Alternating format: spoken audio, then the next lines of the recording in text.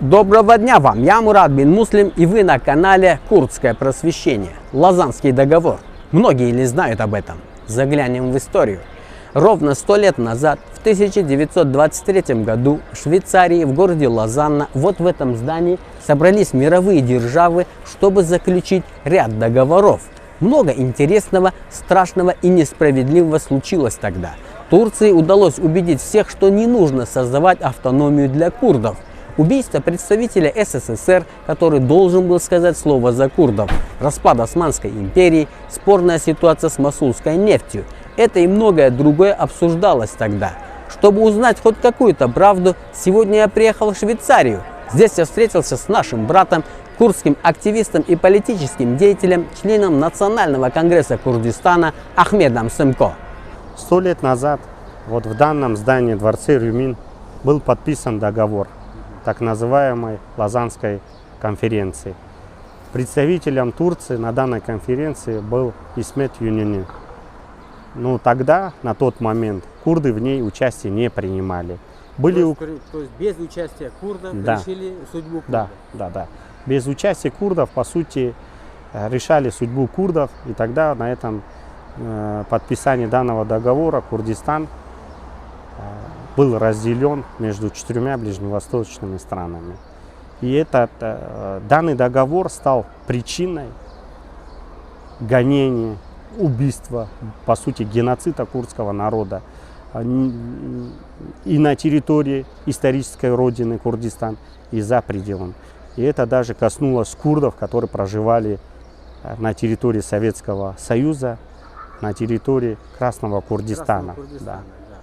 Тогда сталинский режим в 1937 году репрессировал, депортировал курдов насильственно в 2 этапа. Первый этап был в 1937 году, второй этап завершился в 1944 году. Как мы знаем, данный договор был подписан именно на 100 лет. В этом году, 24 июля, этот договор, по сути, утрачивает свою юридическую силу. И сейчас, в данный момент, так как мы знаем, курдская диаспора в Европе насчитывает около 5 миллионов человек, тогда наш народ не был готов, возможно, какие-то другие причины были, что мы не смогли защитить свои интересы. Но это было 100 лет назад. В данный период исторический курдский народ созрел для восстановления исторической справедливости. Сейчас курды очень серьезно настроены, чтобы права курдов международное сообщество признало. Они признали страны, которые принимали участие в данном конференции, что признали свое позорное участие, что по сути, когда они подписывали, ставили подпись под данным договором, они давали старт истреблению курдского народа, что мы по сей день становимся свидетелями этих всех моментов. То есть подписание этого договора 100 лет влияло негативом на курдский народ? Да, стало причиной и гонений, и преследований. Это, можно сказать, было множество трагедий, связанных с курдским народом. Анфаль, Халабджа, Галез, Зилон, Маражская резня. Много курдских восстаний были подавлены жестоким образом. И сотнями, тысячами курдов были истреблены, убиты. И по сегодняшний день в Турции курды преследуются по политическим мотивам. Многие наши политические активисты, деятели культуры, науки, творчества, они находятся в застенках турецких. Тысячами политических активистов находятся в турецких тюрьмах. Это все причиной всего этого, на мой взгляд, и также все это понимают, стало тогдашнее подписание данного соглашения 100 лет назад. Это, по сути, то событие дало зеленый свет на убийство курдов. Незаконно данное соглашение было подписано без участия курдов, курдского народа. Минимум несправедливо. Это несправедливо, это жестоко, это негуманно, по крайней мере, что наш народ за 100 лет подвергся таким жестоким гонениям, подвергался нападкам, и использовалось против курдского народа многократно и химическое оружие, и запрещенное оружие. И при всем при этом это было все сделано при умолчании, согласии международного сообщества. При этом никто эти жестокости, эти трагические события не осудил на официальном уровне. В одном из музеев Лозанны выставили целую экспозицию по данной теме. Вот тот самый стол, за которым сидели и составили этот договор. А вот и табличка на столе, на которой написано, что 24 июля 1923 года 10 стран заключили мирный ближневосточный договор. Для кого-то мирный, для кого-то погибель. А вот и сама печать, которой скрепили этот договор. Я держал в руках эту печать, и мне вдруг стало очень страшно, ведь именно после ставления этой печати уже 100 лет как уничтожаются курды. Также в музее выставлен документальный фильм с кадрами тех времен. Вот прибытие турецкой делегации. Это остальные участники этой зловещей конференции. Поражает коварство и безразличие этих людей. Одним росчерком пера они решили судьбу 40 миллионов курдов и разделили их историческую родину на 4 части. Как я и говорил в начале, много страшного произошло тогда. Поговорим о убийстве представителя СССР. Это был Вацлав Воровский.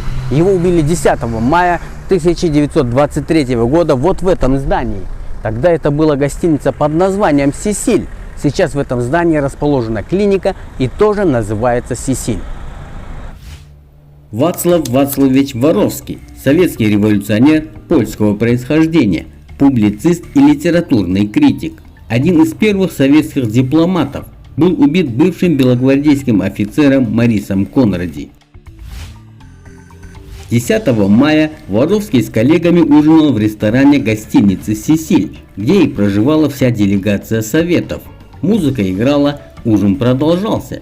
Время было около 9 вечера. Марис Конради тоже был в ресторане. Выждав момент, он подошел со спины и выстрелом в голову убил Воровского.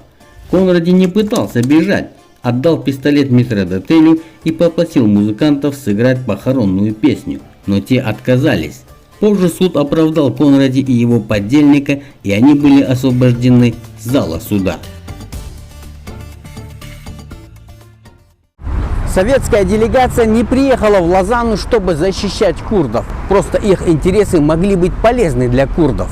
Слово советского посла могло улучшить положение курдского народа, но, увы, этого не произошло.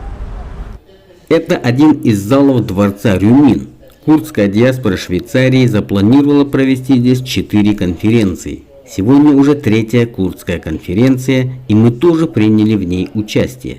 Выступали ученые, историки, деятели культуры и науки. Было очень интересно. Дорогие друзья, именно в этом зале 100 лет назад и происходила Лозаннская конференция. По этому случаю на потолке этого зала была написана фреска со скрытым смыслом. Хотел бы обратить ваше внимание на очень интересный факт. Это история, в этой истории скрытые символы.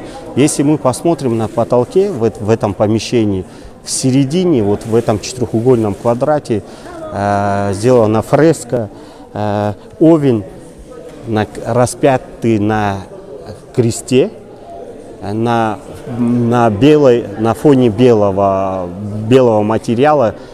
Здесь, если внимательно обратить внимание, вот посмотреть хорошо, там есть 2 буквы, означает альфа и омега, начало и конец.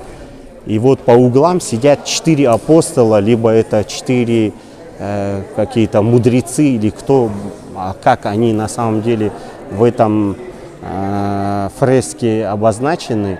У каждого из них в руках книга, то есть они пишут историю нашего народа.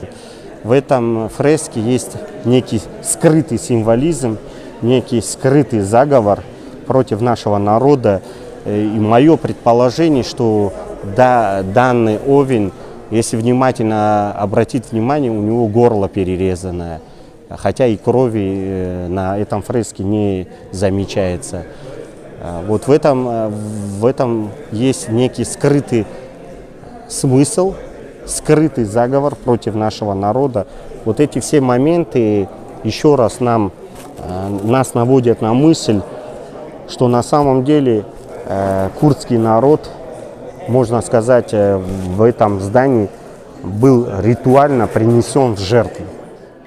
Это еще один музей Лозанны, где все посвящено курдской трагедии. Выставлены исторические документы и показываются фильмы.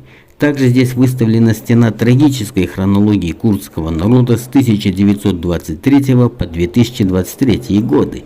И дай Аллах, чтобы последнее событие на этой стене было справедливым для человечества и радостным для курдов. До встречи, друзья!